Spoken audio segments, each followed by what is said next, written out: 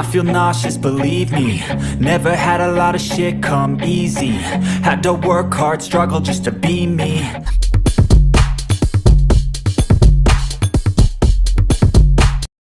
Hello Itin! Welcome back to my channel. Thank you for clicking this video. Malapit na ang Pure Gold OPM Con. Ngayong July 11 na this year sa Araneta Coliseum. Kaya naman, ang Pure Gold mismo ang nagbebenta ng ticket. Hindi lang sa mga fans o 18 kundi mga empleyado mismo ng Pure Gold. Narito nga ang post ng Pure Gold sa kanilang social media account. Basahin natin. At heto ang post ng Pure Gold. Thank you for raising this. And yes, we had an advanced ticket selling for Pure Gold employees as a benefit for our teams. But kahit may ganito, we made sure that the setup will be fair for everyone. Number 1, only a limited number of tickets were allocated for our employees. Number 2, same maximum 2 tickets was mandated.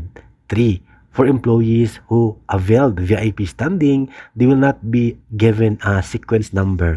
Meaning, sa likod ng pila sila pupwesto. Sequence number 001 onwards will only be made available in June 12 during the store ticket selling. 4. Employees who availed would actually only get their tickets on June 15 after the official store ticket selling. Number 5, QE numbers from employees that were posted online will be revoked.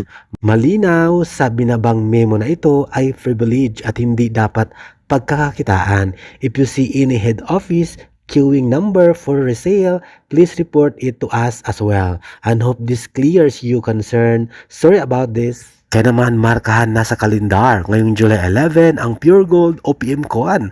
Kasama dyan of course ang ating nag-iisang mahalima at the King of P-Pop, SB19 at ang first girl group ng 1Z Entertainment, ang Sonara. Kaya naman good luck at congratulations!